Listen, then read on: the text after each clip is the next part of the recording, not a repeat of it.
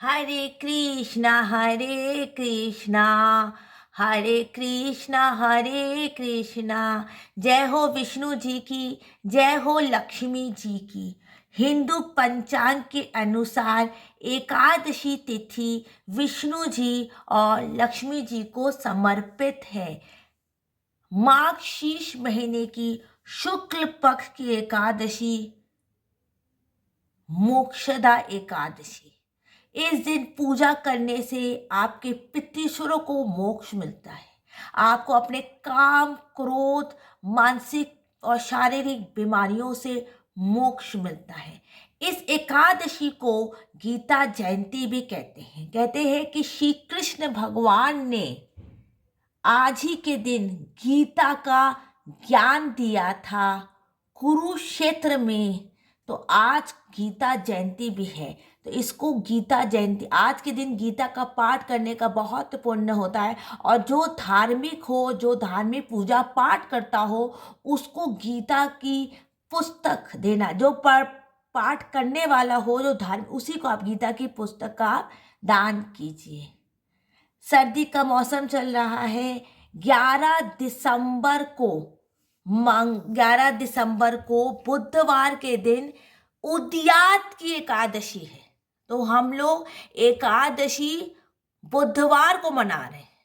बुधवार को हम लोग सुबह मना रहे हैं एकादशी, और 12 तारीख को 1 बजे तक एकादशी है। तो हम लोग 11 तारीख को बुधवार के दिन एकादशी मना रहे हैं। और द्वादशी का हम दान क्या करेंगे? ऊनी वस्त्र। और जो धार्मिक हो उसका आप गीता का पुस्तक का भी आप दान कर सकते हैं। मोक्षदा एकादशी को बेहद ही शुभ फलदायी माना जाता है। ऐसा माना जाता है कि तुलसी की मंजरी, धूप, दीप, नैवेद्य आदि से भगवान श्री कृष्ण और विष्णु जी की पूजा करने से, व्रत रखने से पापों और महापाप, कहते हैं आपके सारे मानसिक शारीरिक पाप धुल जाते हैं। साथ ही गीता जयंती भी मनाई जाती है। भगवान श्री कृष्ण ने गीता का उपदेश भी, तो बहुत शुभ दिन है। इसी के यही शुभ दिन है। उसके बाद तो खरमास लगने वाला है। जो भी शुभ कार्य करना है आज ही कर सकते हैं आप। मोक्षदा एकादशी का व्रत भी काफी महत्वपूर्ण बताया गया है। मोक्षदा एकादशी में बेहद पुण्यकारी मनाया जाता है। अगर किसी इंसान को अनजाने में कोई गलती हो गई है और उस गलती का प्रायश्चित करना हो, तो श्री विष्णु जी के चरण पे आप क्षमा मांग लीजिए। विष्णु जी की शरण में क्षमा मांग के, इससे अच्छा कोई दिन नहीं होगा। बहुत शुभ दिन है। तुलसी जी में जल देना, सूर्य देव को अर्घ देना, आज के दिन भगवते वासुदेवाय का जाप करना, पाठ करने का बहुत ज्यादा ही पुण्य होता है। आरंभ करेंगे, श्री गणेश जी का नाम लेंगे। मंदिर में ही श्री गणेश जी का नाम लेकर पूजा हम आरंभ करेंगे। और पूजा में सबसे प्रथम होता है कि हम संकल्प करेंगे पीले पुष्प से कि आज में माघ शीर्ष शुक्ल पक्ष की 11 तारीख को, जो बुधवार के दिन है, और बुधवार दिन भी होता है श्री कृष्ण भगवान का। कहते हैं कि इसमें पुष्प लेकर संकल्प करेंगे, सब परिवार नाम लेंगे। मैं हमेशा कहती हूँ अगर आपसे व्रत नहीं होता है, शरीर में आपकी असुविधा है, तो सिर्फ आप पूजा का संकल्प करेंगे। पूजा में अपने गोत्र बोलेंगे। अगर आप विवाहित है तो पिताजी का गोत्र, अपने पति का गोत्र बोलेंगे। विवाहित नहीं है तो पिताजी का गोत्र बोलेंगे। पुष्प लेकर संकल्प करेंगे कि आज मैं एकादशी की पूजा कर रही हूँ। मोक्षदा एकादशी की पूजा बहुत पुण्य, और गृहस्थ वालों को तो साथ में लक्ष्मी जी की पूजा भी करनी चाहिए। हाथ में तिल लेंगे। तिल लेकर संकल्प करेंगे कि आज मैं एकादशी की पूजा कर रही हूँ, मोक्षदा एकादशी की पूजा कर रही हूँ। तिल का व्यवहार करते, चावल का व्यवहार करो। किसी कारणवश आपको तिल नहीं मिले तो कृपा करके चावल का व्यवहार में तुलसी की मंजरी को भी हाथ में लेकर कर सकते हैं।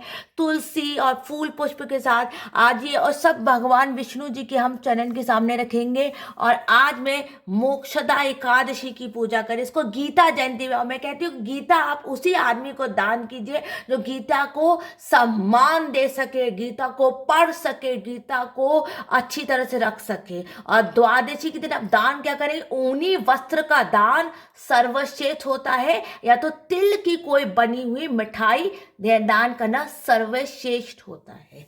और उसके बाद हम पूजा आरंभ करेंगे। बोलो श्री विष्णु जी की, महालक्ष्मी जी की। महालक्ष्मी च विद्महे विष्णुपत्नी च धीमहि तन्नो लक्ष्मी प्रचोदयात्। उसके बाद देखिए हम भगवान को चंदन चढ़ाएंगे। सर्दी का दिन है, ज़्यादा चंदन नहीं चढ़ाएंगे, तो भगवान को पीला चंदन चढ़ाएंगे। और माँ को हम चंदन चढ़ाएंगे सिर्फ पीला। सुहागवंती माता है, उनको कृपा करके सफ़ेद गोपी चंदन ना चढ़ाएं। आज के दिन गोवर्धन की परिक्रमा लगाई जाती है। गोवर्धन की परिक्रमा दोपहर को लगाई जाती है, रात को नहीं, दोपहर को। पहले भगवान को चंदन चढ़ाएंगे, माता लक्ष्मी को भी चंदन चढ़ाएंगे, माँ को हम कंकु चढ़ाएंगे, कंकु लगाएंगे माँ को। कंकु चरण में हमेशा भगवान के चंदन चढ़ाया जाता है। चंदनम दीप धूप नैवेद्य समय। आज के दिन तुलसी जी में जल चढ़ाना, सूर्य भगवान की पूजा करने का बहुत पुण्य होता है। और गीता का पाठ करना, और गीता का पाठ अगर आप कर रहे हैं तो कृपा करके फलहार, अगर व्रत नहीं कर सकते तो फलहार खा के कीजिएगा। माँ को हम सिंदूर चढ़ाएंगे, माँ को हम सिंदूर चढ़ाएंगे, तिल चढ़ाएंगे, तिल चढ़ाएंगे। चावल नहीं चढ़ाया जाता, तिल चढ़ाया जाता है। उसके बाद पुष्पम समर्पयामि, तुलसी समर्पयामि। उसके बाद पुष्पम समर्पयामि। उसके बाद हम उपवस्त्र में पीला जनोई चढ़ाएंगे। आपके पास जो भी उपलब्ध हो आप वो चढ़ा सकते हैं, आप कलावा भी चढ़ा सकते हैं। उपवस्त्र समर्पयामि, उपवस्त्र समर्पयामि। बहुत सरल तरीके से सुबह जैसे आप स्नान दान करके सूर्य भगवान को अर्घ देकर, उसके बाद जैसे गृहस्थी की पूजा होती है वैसे, और अगर सुबह मौका ना लगे तो आप शाम को भी कर सकते हैं। कि उद्यात की बुधवार के दिन है तो बुधवार की सुबह आप धूप दीप नैवेद्य के साथ पूजा कर को उपवास में कलावा चढ़ाएंगे। और कभी भी कलावा को बीच में तोड़ा नहीं जाता, बीच में तोड़ा नहीं जाता। बहुत सरल तरीके से हम पूजा करेंगे। फिर हम जो एकादशी की किताब है इसकी भी पूजा करेंगे। इसको पुष्प चढ़ाएंगे, इसको हम तिल चढ़ाएंगे। कि एकादशी की किताब को भी तिल चढ़ाए, एकादशी किताब को भी तिल चढ़ाएंगे, पुष्प चढ़ाएंगे और तुलसी चढ़ाएंगे, पुष्प चढ़ाएंगे। और फिर हम सरल तरीके से पूरी हाथ में पुष्प लेकर हम कथा बोलेंगे। अगर आप कथा बोलते हैं तो कथा का संकल्प सिर्फ कीजिए। और अगर आप पूजा कर रहे हैं, मतलब आप पूरा फलहार का व्रत कर रहे हैं, आप बिना फलहार खाए सिर्फ फल और मेवा खा के व्रत कर सकते, जैसा आप व्रत करें। अगर पूरे दिन व्रत नहीं होता आपसे तो कृपा करके सिर्फ बीच में व्रत मत खोल दीजिएगा। अगर और आज के दिन चावल तो खाना ही नहीं चाहिए, और सारे दिन बैठ के ओम नमो भगवते वासुदेवाय ओम भगवते वासु जाप करना है। अगर आपसे व्रत भी पूरे दिन नहीं होता, मतलब सुबह, मतलब बुधवार को आपको व्रत खोलना नहीं, बीच में तबीयत खराब हो जाती है, तो सिर्फ आप स्वास्तिक भोजन कीजिए। चावल नहीं खाइएगा उस दिन, और घर में स्वास्तिक भोजन, एकदम स्वास्तिक भोजन खाइए। और व्रत अगर होता है तो पूरा व्रत कीजिएगा, बीच में व्रत कभी नहीं तोड़ना चाहिए। के बाद हम भगवान को भोग चढ़ाएंगे। भोग में हमेशा तुलसी पत्ता रखना। आपके घर में जो भी फलारी भोग बढ़ता है, मैंने कदली फलम रखा है, कदली फलम समर्पयामि। आपके घर में जो भी भोग लगता हो, जो भी भोग, आप सिंघाड़े के आटे का कुछ भी बना सकते हैं, व्रत में आलू बना सकते हैं, जो भी आपका होगा फलारी होगा, क्योंकि आपको प्रसाद ग्रहण करना है। तो प्रसाद कैसे ग्रहण कर सकते हैं? फलारी होगा तभी।